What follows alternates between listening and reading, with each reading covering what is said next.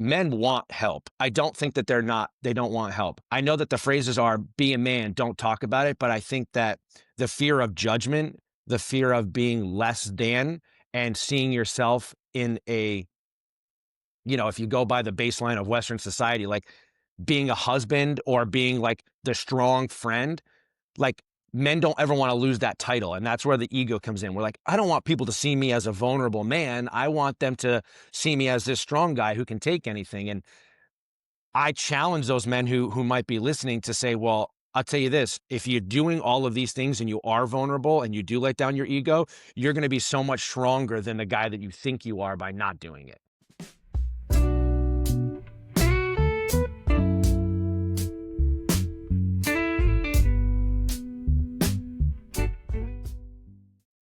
Hey guys, welcome back to the show. Today I am excited to share this episode with you. I am sitting down with Ian Brownhill. That name may not ring a bell to you, but I am certain you have seen at least one piece of his content on social media.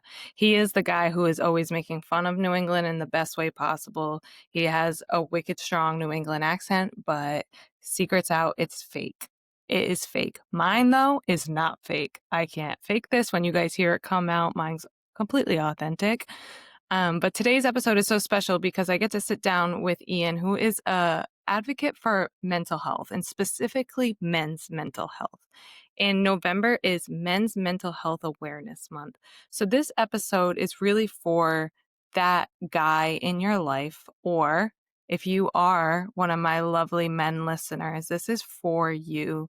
Ian is honest and he's vulnerable, and I think this is what is needed in the mental health space. So with that said, if you have somebody in your life that might be struggling with their mental health, or if you are, then this episode's for you. But if it's somebody that you can think of that might need a dose of encouragement or just knowing that they're not alone in their struggles, this might be the perfect episode to send to them because he's funny and he's relatable and he is in the struggles with you are the person who is listening that needs to listen to this episode. So enjoy today's episode. Bless somebody else with this. Let's jump into it. Real quick, guys, before we dive into today's episode, I am a licensed counselor associate, but I'm not your personal counselor. The information shared on this podcast is for educational and inspirational purposes only and is not intended to replace or substitute professional counseling. So if you or someone you know is struggling, please reach out for help. The 988 hotline is available for a suicide and crisis lifeline. You don't have to walk this life alone. Let's jump into today's episode.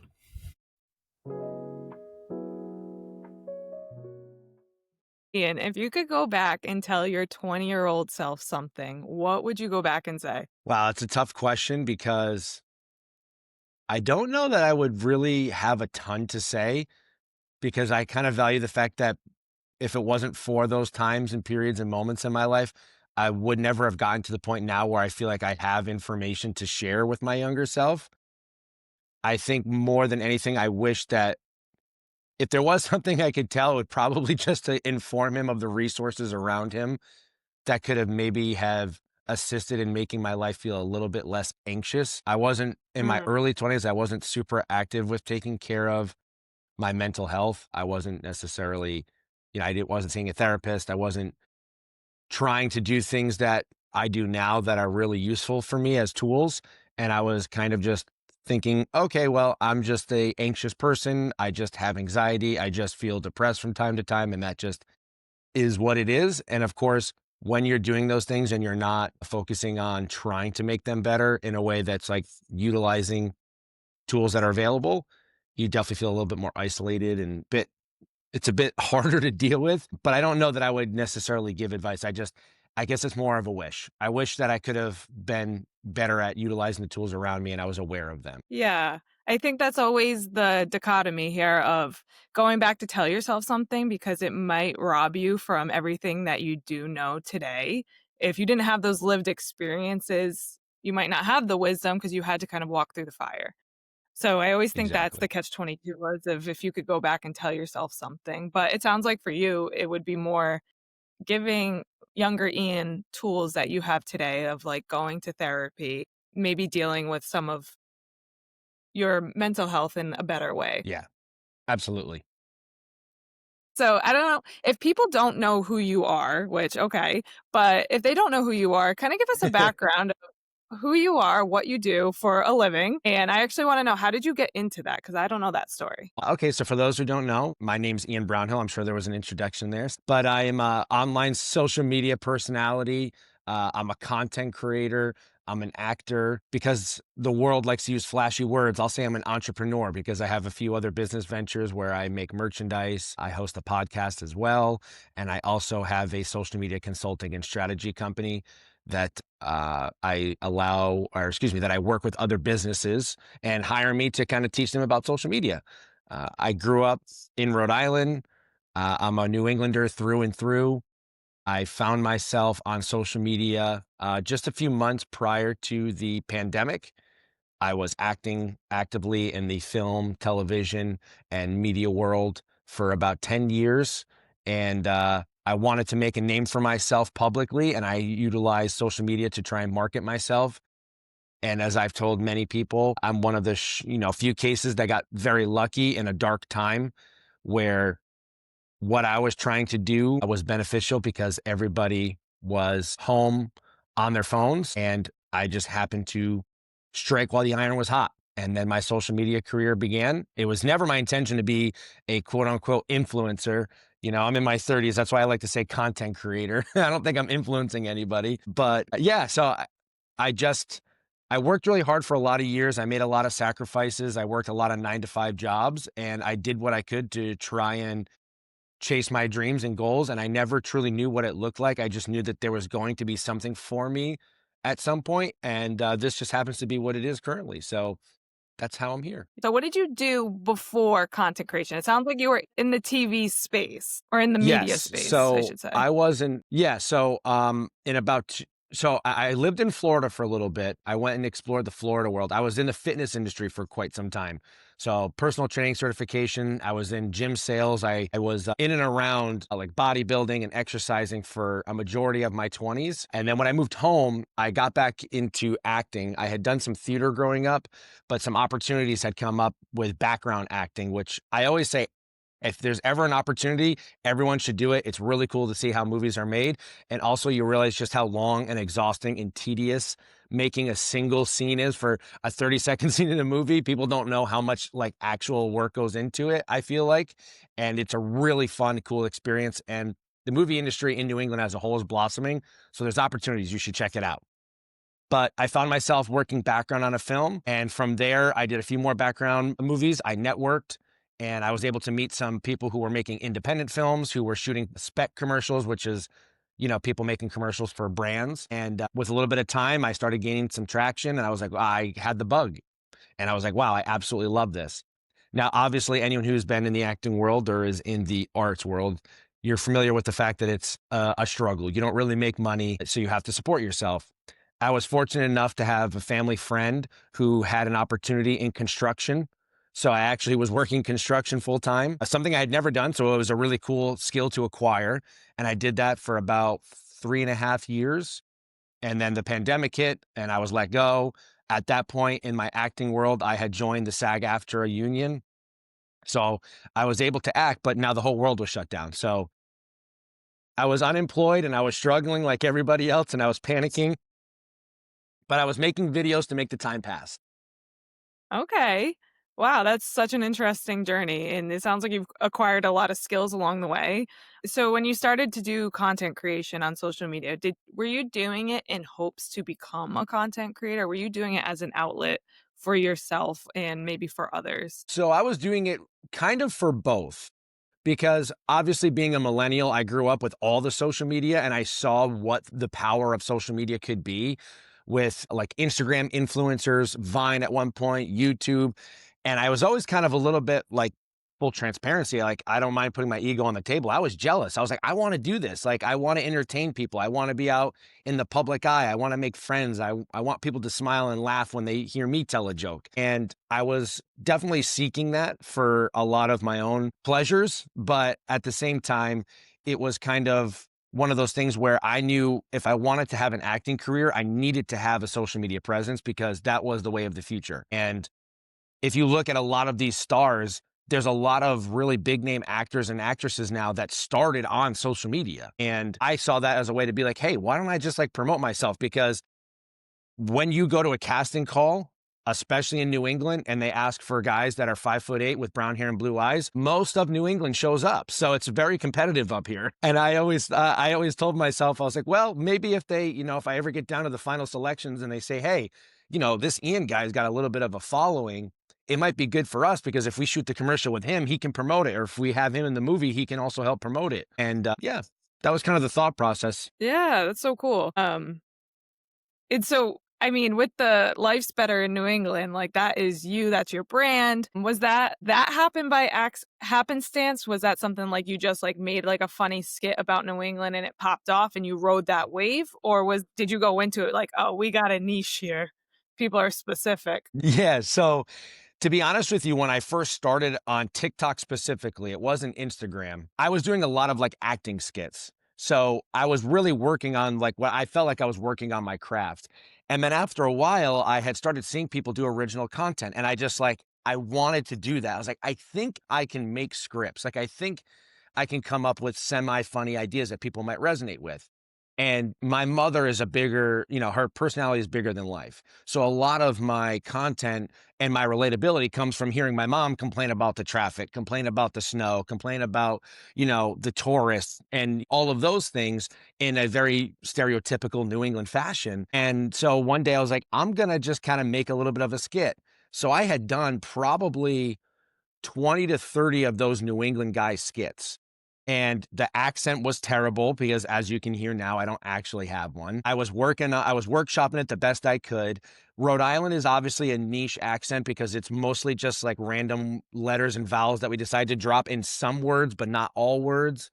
So I Yeah. decided like after a while, I was like, I'm gonna go with the New England. I want to capture the whole region, maybe not just Rhode Island. And that's where I started doing the Boston accent. And it all just kind of came to life. And of course, like I said, I got very lucky. Everybody home on their phone in a pandemic. And for the first time in 15, 20 years, it snowed the day before Halloween. It was like, it had something I was working on and it all just came full circle. And then with that, I'm also, again, a very lucky, fortunate person. One of my very best friends is a graphic designer who is in the media space as well. And he and I just started like one day workshopping. And I want to say it kind of just came to me where I was like, life's better in New England. And of course, there's some inspiration that you pull from, like when you look at brands like Life is Good.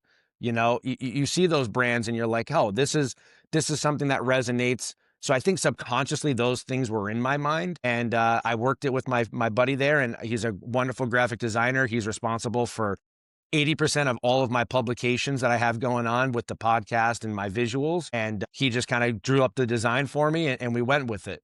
And now we've, branched out into a lot of different avenues with, like this one I'm wearing now, like the Wicked Tough. It's a lot of different designs. So cool. And it has such a good play on words because as we know here in New England, like when we say like life's better in New England, we're not being actually serious, but at the same time we have such a loyalty to our area. So I'm sure like when you were kind of Yeah. thinking through all that, it does have such a good marketing strategy there. So and it sounds like for you, like everything kind of fell into place at the right time for you. So that's so Right. awesome. Yeah. I'm very It fortunate. You were kinda sharing about, how if you could go back and tell your 20-year-old self something, it sounds like you kinda struggled with some mental health during your 20s, some anxiety and stuff. So I would love for you to kind of if you feel comfortable sharing more about what that was like for you. Yeah. So, my, my first panic attack happened when I was, 12 years old. Right? Would have been I was in about 7th the summer of 7th grade. I remember it very vividly.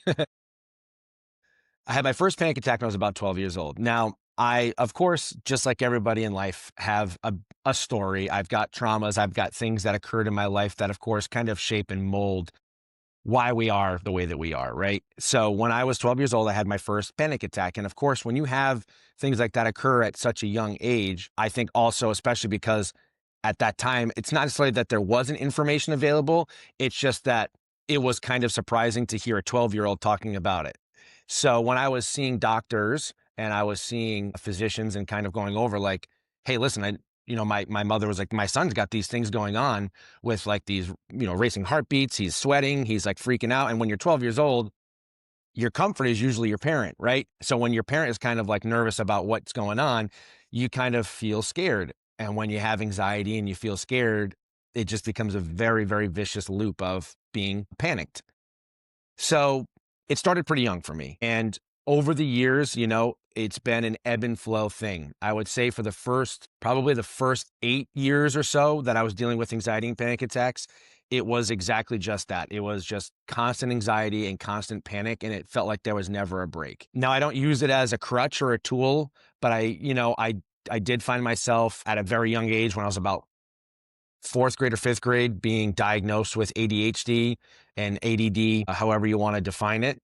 And of course, that plays a pretty difficult role because you already have a very active mind. And when you add in something like a panic disorder and anxiety, it makes it really hard to focus, it hard to control, hard to not let your mind go rampant with the most outlandish, completely unrealistic, distorted thinking about things that could happen to you, things that could happen around you. And, my big fear for me was death. I was so afraid of dying. And so every time I had one of these panic attacks and these flushed feelings of emotions, you lose control and you're just like, am I dying? Am I having a heart attack? Is this going on? And so that became really difficult for me. And then life kind of goes on and you realize over time that you're not going to die and it's really hard and you find resources. And I did go to some counseling and I did go to some anxiety specialists when I was in my early teens. And it definitely helped because it made me feel not so alone, but Mm, also none of my friends were talking about it.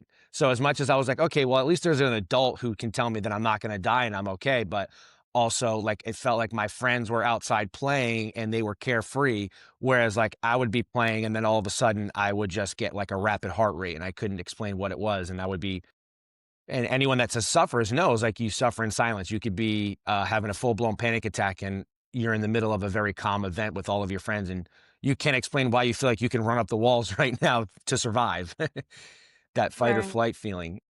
And then when I got to my early 20s, I had moved down to Florida. I wanted to get away from Rhode Island for a little bit, try something new, and that transition was wonderful. I had such a great time, but it was also really hard. First time being away from the family, from all my friends, putting myself in an uncomfortable position, and that really elevated it to like another level. But if I'm being honest, that moment was kind of a therapeutic experience in the sense of it's almost like that period in my life gave me like withdrawal symptoms in a sense where it got really severe, but then it got better. So Okay. I did seek out help while I was there because I felt like it had gotten way worse than it had ever gotten, where it felt like I just was, I couldn't sleep. I was constantly worried about everything. And then I had my first therapy session in, 10 plus years. And from there, it just started to blossom where I started learning tools. I began meditating. I started listening to TED Talks to hear people talk about these particular subjects. And I started reading books, listening to audio tapes. And yeah, it became a work in progress from there. Yeah, then I took a few years off again because I was like, oh, like I'm better now. It's all cured. And of course, that's never the case. And I began therapy again in my right around my 30th birthday, a couple weeks after my 30th birthday. And now I've been pretty active for about 3 years going. I went every week for about 6 or 7 months. And then after that, I went to every other week. And now I'm going about twice a month. That's awesome.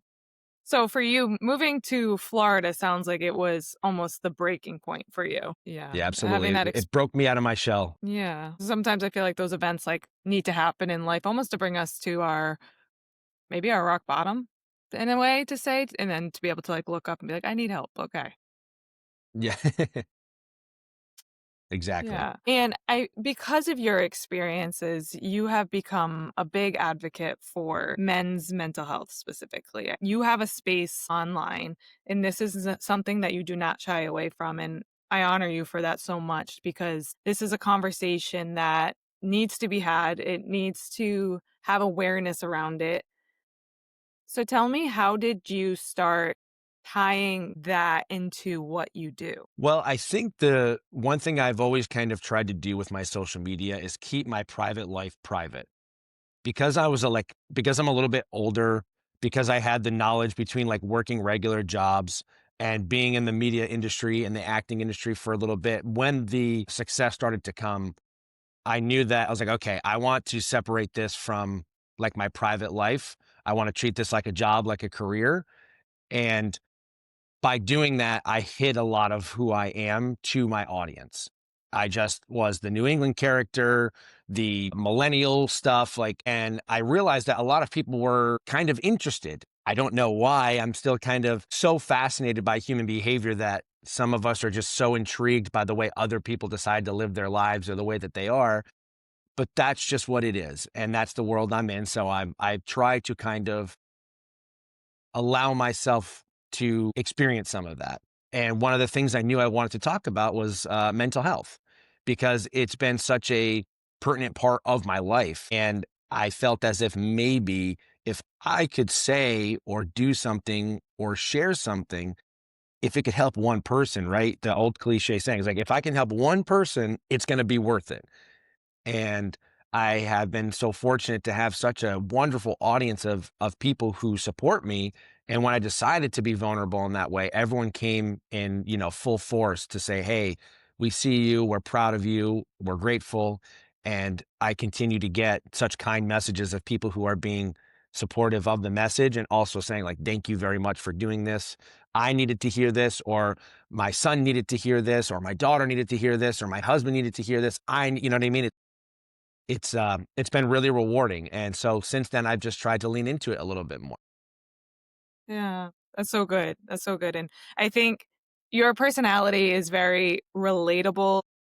And I think that's part of where your gift lies is it's funny that you say that you kept part of you off of, social media for a while because now looking at your content and me meeting you in person, I feel like the 2 are very much aligned now. So I think you are such a relatable human, you're a real person, you're an authentic person, so I think that's where, like, the human connection comes in. People are like, "Oh, I can relate to them. I'm kinda like him in a way," and especially with Yeah. your being a New Englander, you're a more relatable person in that way, like, he really gets me, so Yeah. people feel drawn to you in that way.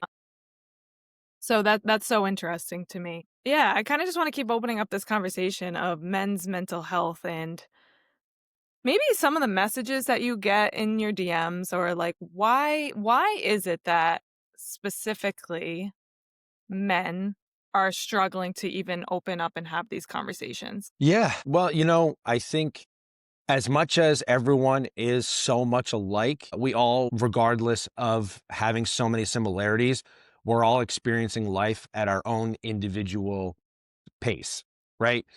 We crave so much to have that human connection, and we try so hard to be relatable to everyone, but at the end of the day, like, no matter what, even if you're going through like very exact situations, it doesn't necessarily take away how you feel about it. And that also goes for the fact that when I talk to some people who try to minimize their small problems because of the good that they have in their life, I often try to talk to them and say, listen, it doesn't matter if it's all good or it's all bad. This is your lived experience. You can't dull yourself just to justify, like, well, someone has it worse. But someone's always going to have it worse than you. That doesn't mean that you don't have the right to feel what you're going through. And social media as a whole has really created this very incredibly supportive environment, but this very like toxic environment about mental health as a whole. And that's one of the things that kind of showed itself to me where I was kind of like, well, just because someone has money or just because someone has both parents or just because someone's older or they're young and they don't have enough experience, it does not mean that like this isn't their entire world. Like I feel like sometimes we forget that when we're going through things, like it feels like that's the only thing occurring in the world, regardless of the billions of people who are simultaneously alive at the same time as us. I think it's really important to kind of give yourself the grace and the space to experience what you're going through and try to find ways to like work on yourself, right? So when it comes to the men's mental health specifically, you know, my parents were separated when we were young.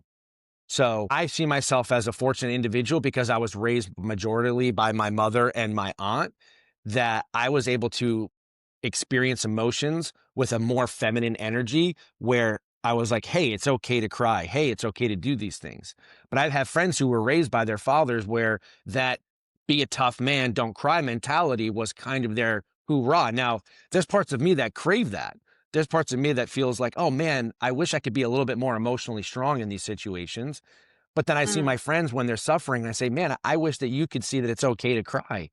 I wish you could see it's okay to be the man that you are, and there's no shortcomings in the fact that you are who you are. So I think the hardest part for men is obviously, again, I can only speak to, my community, my circle, and the men that I interact with.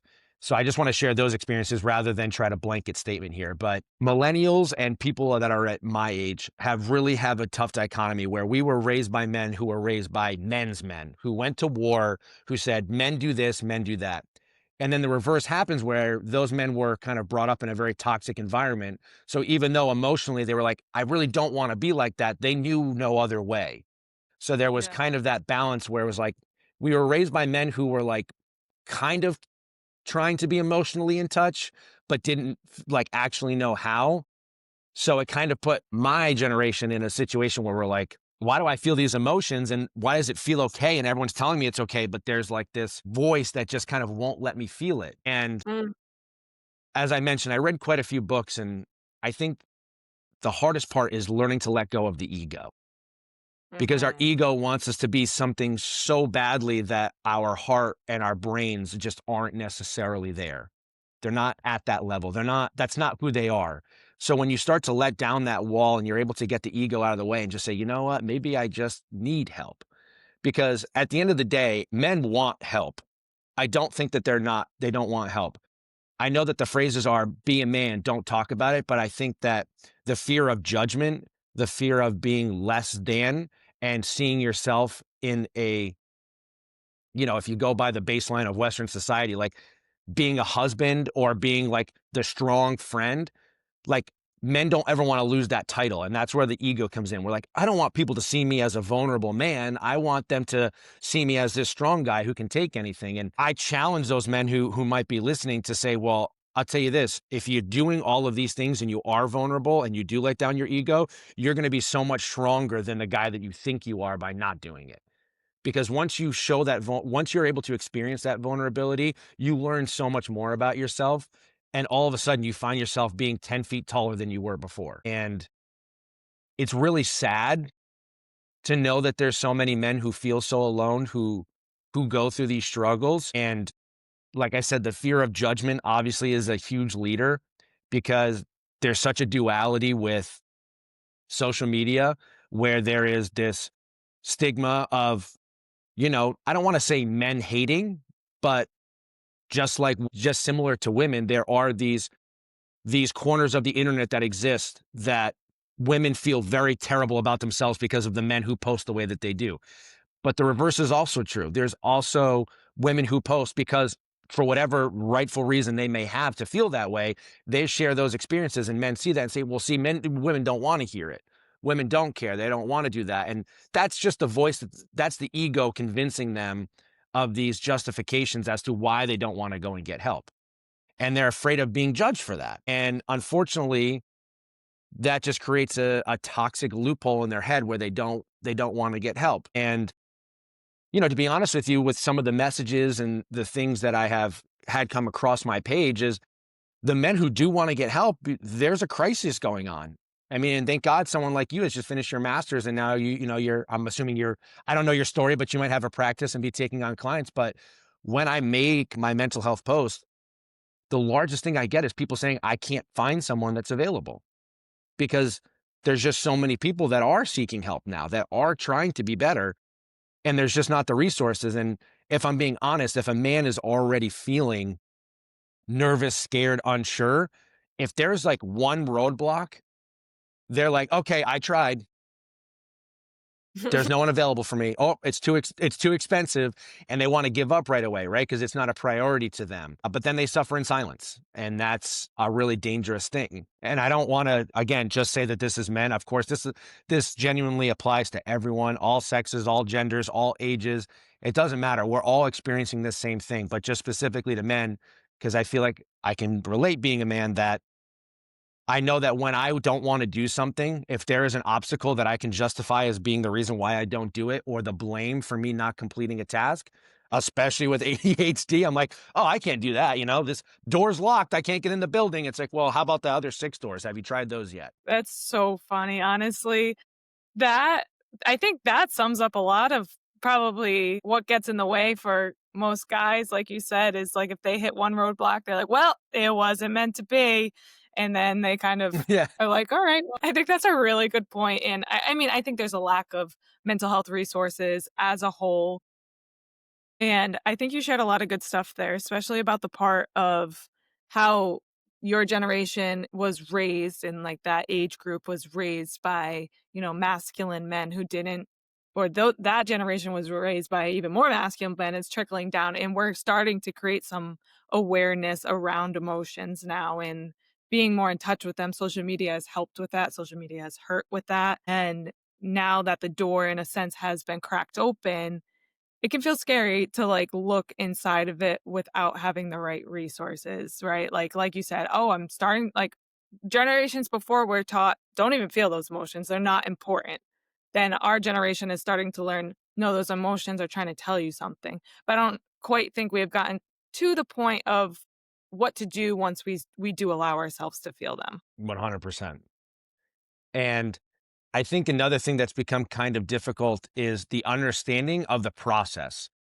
I think if we can stereotype here, let's assume that most men tend to be a bit goal oriented when it comes to solutions, right?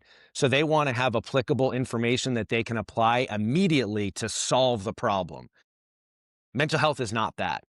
You get 45 minutes, 30 minutes, 45 minutes to an hour, depending on your therapist and how you go about it. And it's a long process because there's a lot of baggage to unpack. So it can't just say to yourself, all right, I'll go to 2 or 3 sessions and I'll be okay. I have individuals who have come to me after and been like, well, they're not telling me anything. And I'm like, what do you want to tell them? I mean, I know you personally and what you've shared, and I can think of 20 traumas in your life that have made you the way that you are. And each of those is going to require 6 to 7 months of sessions just to kind of fully engulf not only what happened, but what happened to you in occurrence with that, and then how you're applying that in your everyday life, whether that's relationships, whether that's jobs, like so it's tedious and it takes a lot of effort, but I would also like to kind of open up the conversation to let people know, like, it's not a one size fits all. It's not an easy fix. Like, you have to be willing to sacrifice and make the time because it's your one life. So it's your choice if you want to sit there and suffer in that capacity when it comes to the therapy. If you don't want the help, like, of course, like, Godspeed. I hope everything works out for you, and I'm sure it will. But if you are looking for help, you have to be willing to make that sacrifice for the long term in order to truly achieve the healing that can come with it. That's a really good point. I think that's a really good point that you're making about how men's brains naturally are more logic based, goal oriented, political, all that good stuff.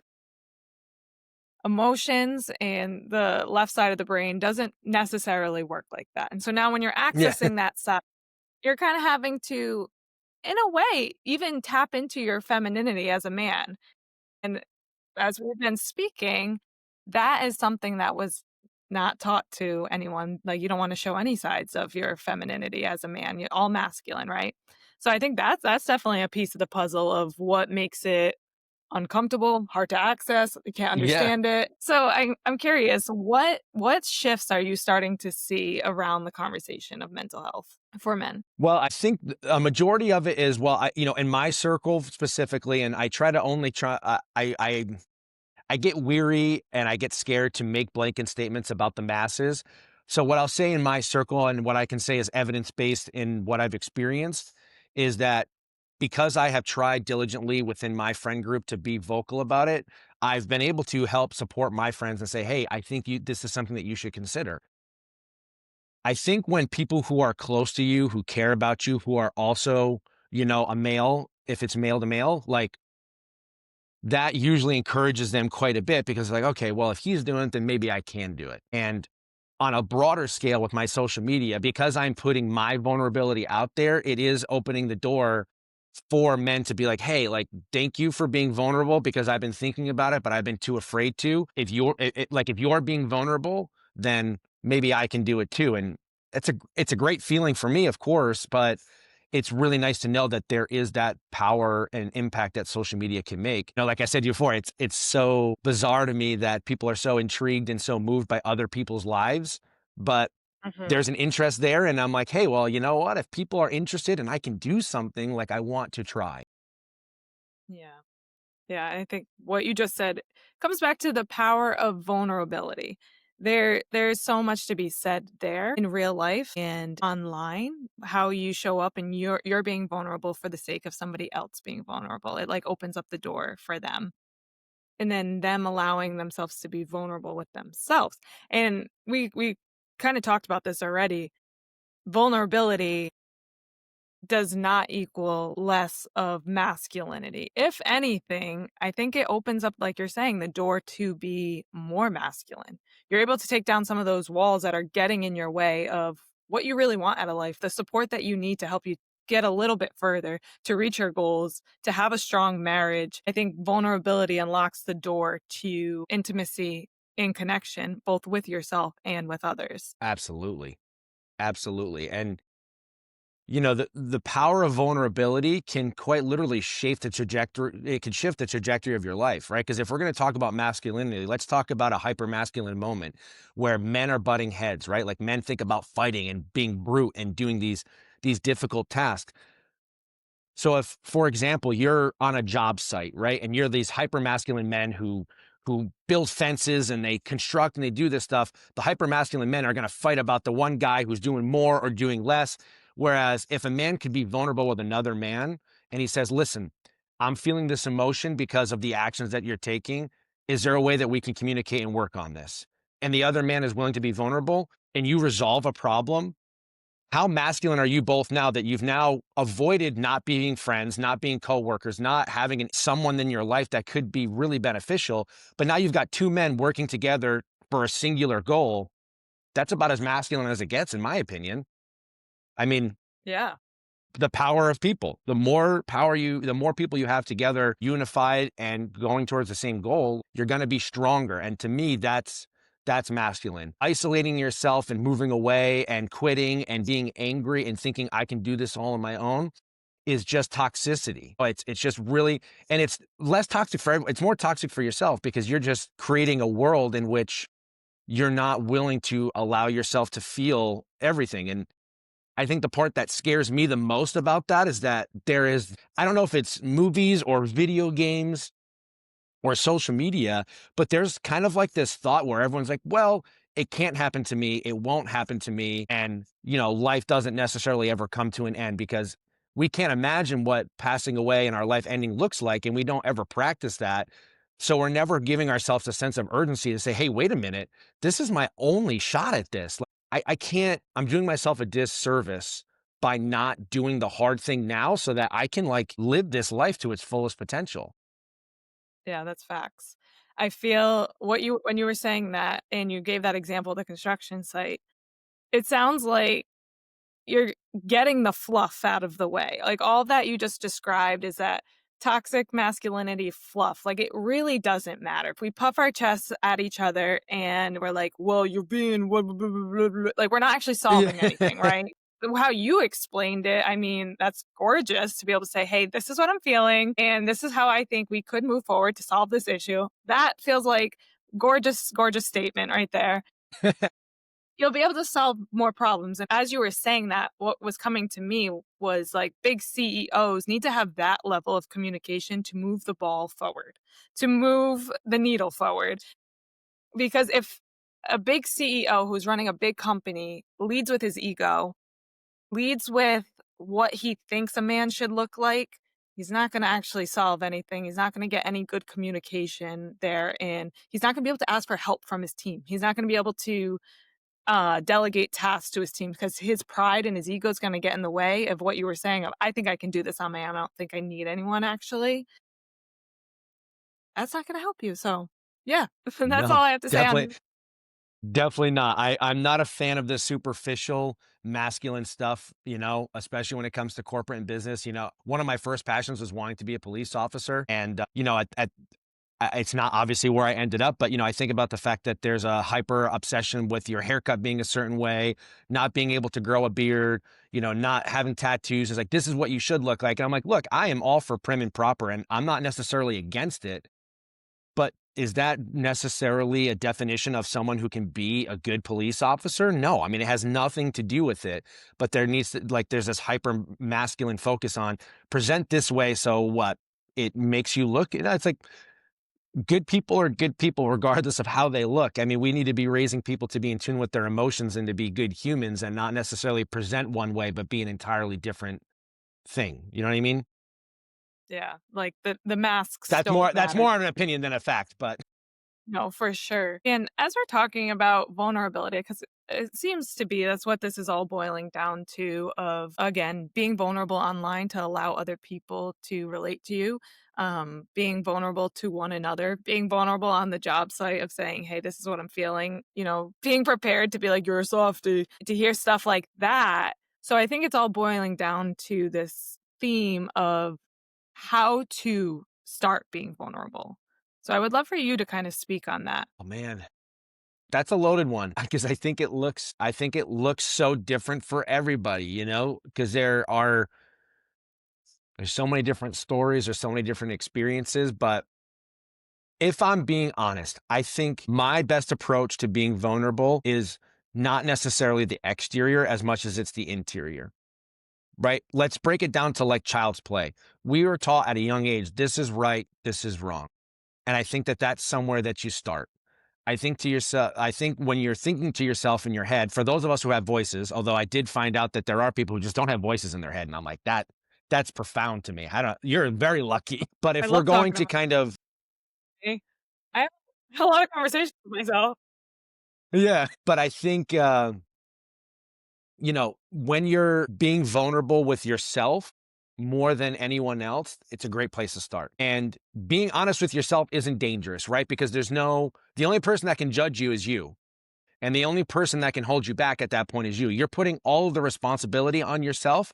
But if you can honestly look to yourself in the mirror and say, I'm not happy with what I'm doing here. I'm not happy with decisions I've made here. This part of my life that I'm currently actively participating in is no longer working for me.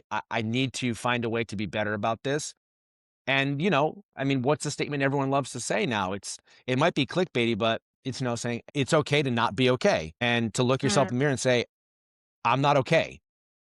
Now, I'm a bit of a believer that as much as it's okay to say it's okay not to be okay, which is true, it's also not okay to stay there if you want to change.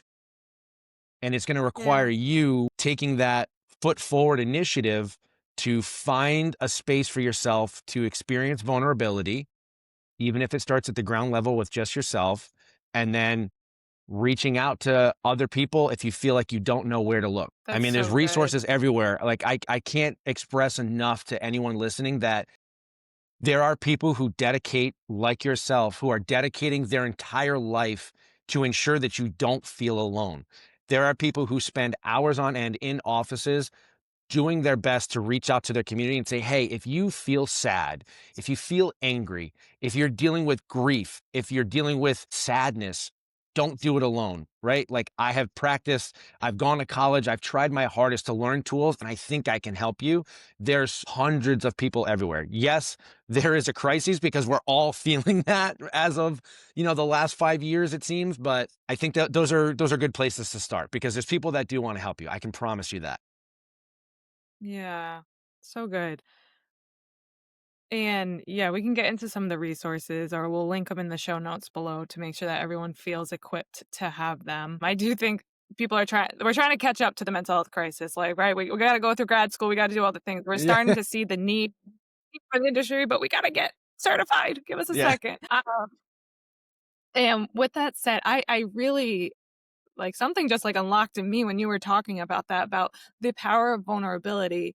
I think you're right. The best place to start is with yourself. You can't be vulnerable with anybody else if you're not vulnerable with yourself. And that's with really anything you want in life. It starts with offering it to yourself. And I know that sounds so cliche, but if you want to be an authentic person, you got to be authentic to yourself. You got to show up to yourself and be exactly who you are and take off all the masks, right? And the piece of vulnerability too, of you have to let yourself be vulnerable.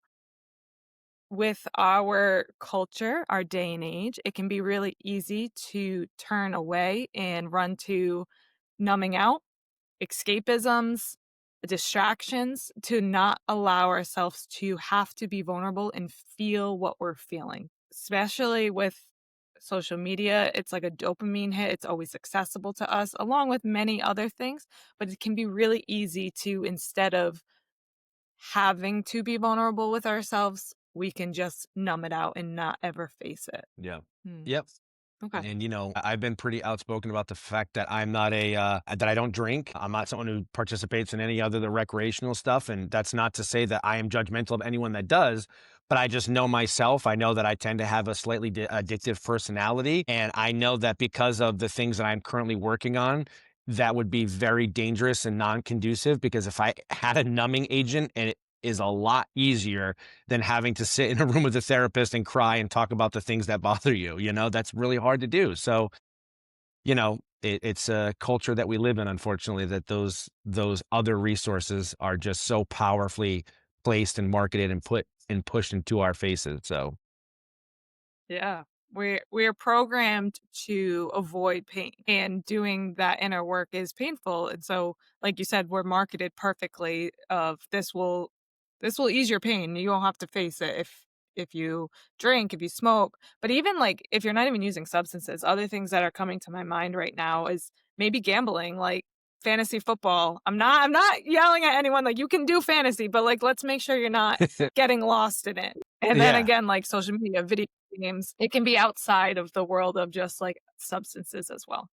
But yeah, that yeah. that's I mean, so I've got good. my vices, so Exactly. Yep. What do you think, how can women specifically, I want to speak on women first, how can we support men's mental health? I think here's the duality, and I'm going to again just kind of focus on women in my life. I think women love so deeply and they care so much and they so badly want to make their brothers, husbands, cousins, whatever, the men in their life feel okay that when men tend to be vulnerable, the difficulty is women as emotional creatures want to comfort and make everything better. So they want to give information. They want to tell you, okay, this is what you should do. This is where you should go. I think the one thing that would be the most beneficial, and my advice is if a man finally decides to come to you and be vulnerable, find a place if you are able, because I'm not saying that this is just easy to do, but try and find space to just let the man be vulnerable and ask him what he needs from you in that moment. Because if he's being vulnerable, he might be able to say, I just need you to listen. I don't need you to tell me how I can fix it. I don't want you to tell me what I need to do. I just need you to listen. Because, for example, a man and his wife, if a man's being vulnerable in that sense, it's probably because he's feeling very scared about how he can love, protect, and take care of you and your guy's future. So if he's feeling like, I'm going to come to you and I'm going to be vulnerable, and it's followed up with more tasks and how he can be better, which is not the fault of the woman because it's like, no, you don't understand. I love you. I'm going to fix this. I will not let you feel this pain because that's a woman's nature. That's a mother's instinct, so to speak. And listening without judgment and finding space, even if the man comes to you. I mean, of course, there's going to be outliers and circumstances. So please just give me grace to say that this is just a blanket statement, but try to find a space that even if there is parts of that that you really disagree with, because maybe it includes your guy's life or it includes you in some capacity, to allow them to just kind of get it all out before ever making a move on the next thing. And what I mean by that is not being combative and not being argumentative, right? Like if we're going to finally be vulnerable and say, like, like, I'm really nervous about our relationship and where we're going. It's like the first instinct to say, well, why? What do you mean by that? What's wrong with us? Is there something, you know what I mean? It's like immediately the guy wants to shut down in that capacity. And these are just examples. So, but that's one thing that comes to mind.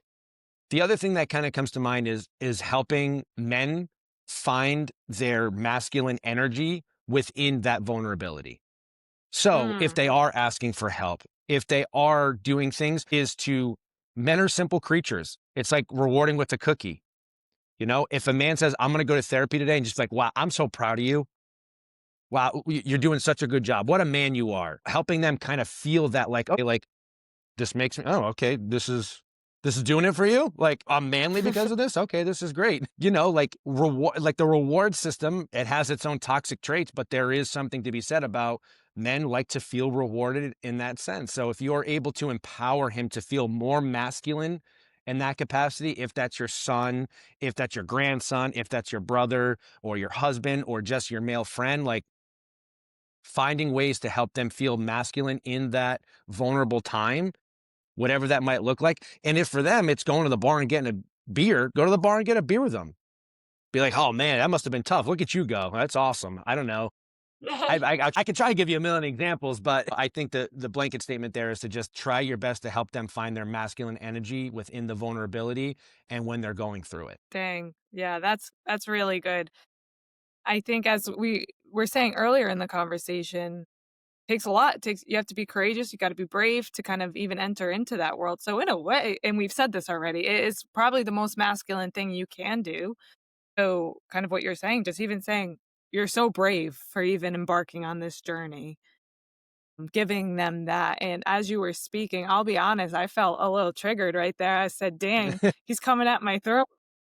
Like, wanting to jump in and fix it, and when you do that, you're stripping the person's autonomy from them, like, I'm like, "Hey, I'm fully equipped to help you, let me get in there, I've done all this, so I can totally understand what you're going through, and this is what I did, and I think this is what you're feeling because 'cause I've already psychoanalyzed you for the past 3 years, so I actually already know that this stems from your childhood trauma," and it comes out of all good intent on the woman's side.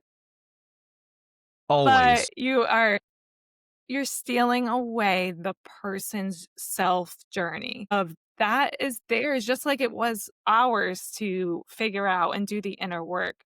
Why would somebody want to do it if they're not gonna get that feeling of satisfaction, accomplishment, having that feeling of, "Wow, I did this on my own," right? And especially if you're gonna throw it in their face later on, like, "Yeah, you only did that because I told you to go to therapy," things like that. So, I think Amen to that. yeah, so that's really good of how women can kind of allow their men in their lives to explore this on their own. Be supportive to them, and I've been loving the open-ended questions of how can I support you this week? How can I support you in this journey? And allowing them to tell you how to show up instead of you showing up how you think to show up. Yeah. That's really good.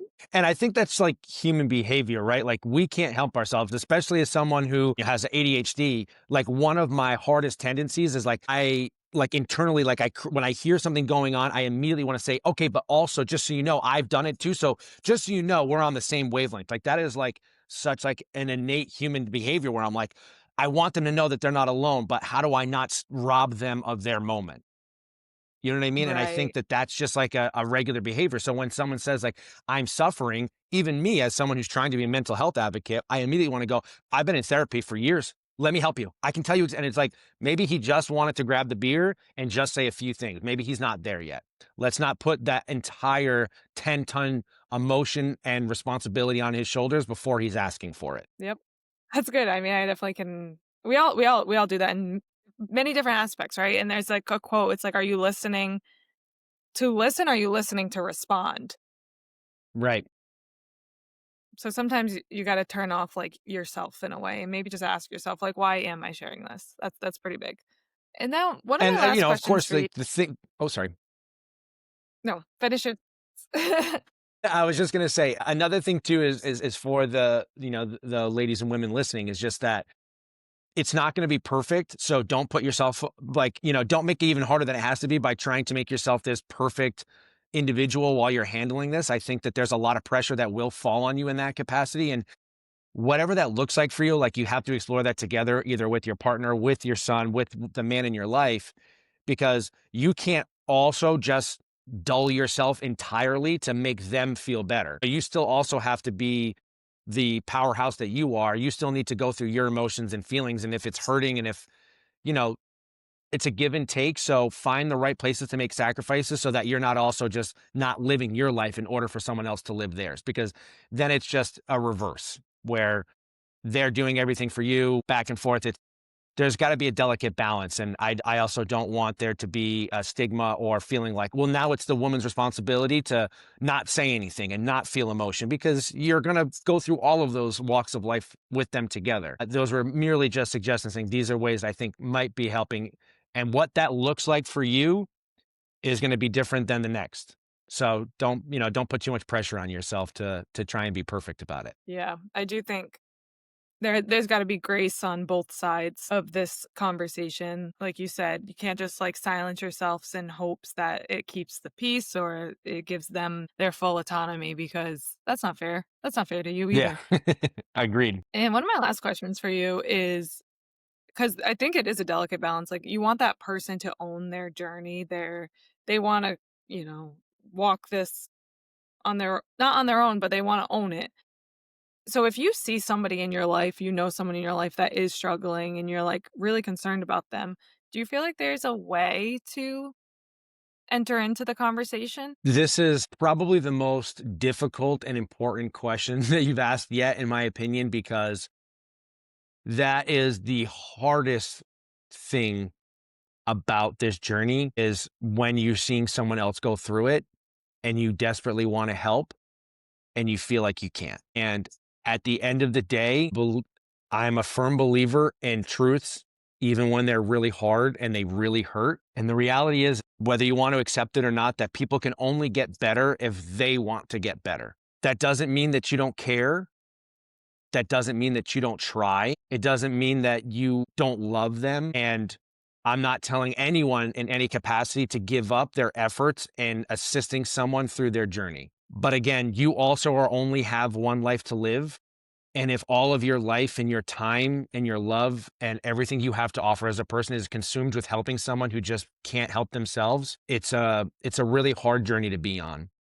Now, what helping someone looks like shows up in very, very different capacities. Sometimes it's talking, sometimes it's listening, sometimes it's just being present, whether it's going out and doing things or just going and hanging out on the couch and watching a movie together, eating dinner in silence if it's that difficult. But, you know, there's it's really hard because it's like you hate to see it. It makes you sad, and you feel like if something were to ever happen to them, you can't help but think to yourself, God, am I responsible? Could I have done more? But that's where I think the vulnerability with yourself comes in and says, look, if I was in that place and there's nothing someone else can do, it's not their fault. And that's where the mental health crisis is so difficult. And again, I'm not saying to not try. A wonderful individual that I had on my podcast and now in my life as a friend, Andrea Tomasi. She's a fellow influencer, but she shared her mental health journey.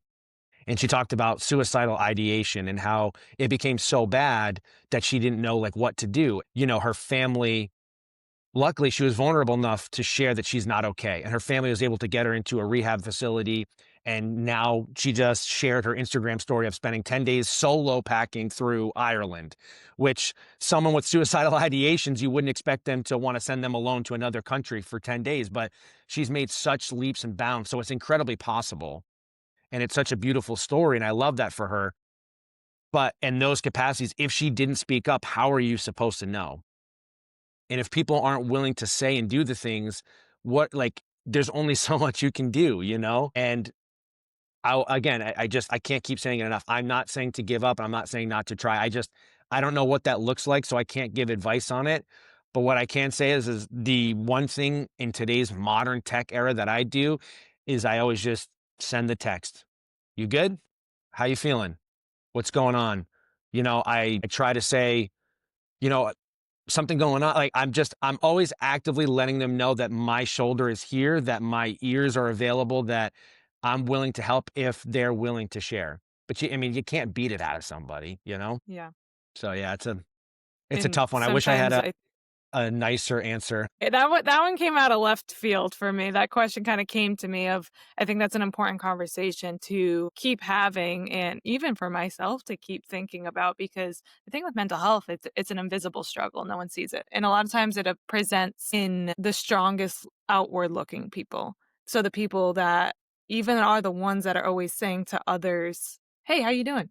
Hey, how are you? Do you need someone to talk to?" Sometimes those are the people that are struggling the most. So it's an invisible battle that no one actually knows what's going on. And I think that's what makes it more challenging. And along with that, again, we're kind of talking about the conversation of you got to let the other people have their journey. And sometimes it takes getting to rock bottom, which is so scary to watch someone you love get to rock bottom to finally look up. That's what you had said earlier in our conversation. It took you being alone in Florida to finally say, "I can't do this alone anymore. I need help." So it's letting those people get to what is their proverbial rock bottom, which is super hard. It's super challenging to be there. And then another thing I just want to add to this conversation too is, I mean, there are support groups for people that are going through other people's challenges. So there's Al-Anon, which is people that are dealing with like addiction. There's CODA for codependency, and those are helpful to learn how to navigate boundaries of where do you end, where do I start, and also what belongs on your side of the what's on your side of the street, what's on my side of the street, and making sure I don't cross the street. So that's where you can kind of learn how can I show up for you without losing myself in the process? How can I Right. support you without taking away your autonomy? Your life belongs to you. Exactly. And the last question I have for you that I ask all my guests is what is one way or how do you get out of your own way in life? Well, why don't we stick with the theme here? The vulnerability. I am someone who is brutally honest with themselves. So the way that I get in my way is when things are becoming difficult in my life, or I find myself constantly within an obstacle that it seems like I can't overcome. I sit down and I'm vulnerable and I say, okay, what am I doing that's making this better or worse? And is it conducive to my life? And that's where I kind of start. And I'm like, all right, well, if I'm doing behaviors, practices, regular activities that are just not good for me, and now it's preventing me from reaching potential, I just have to be honest with myself. And then I put something in practice. And if I can't necessarily put something practice in my own, that's where going to therapy comes into play. And that's also where, I also do have a life coach so that I can have a different perspective versus the regular day-to-day stuff with my therapy. And now I have a life coach that can kind of help me find ways to put things in place to actively pursue my goals. And both of those things are incredibly helpful. But I think, again, just to stick with the theme, being vulnerable and being honest.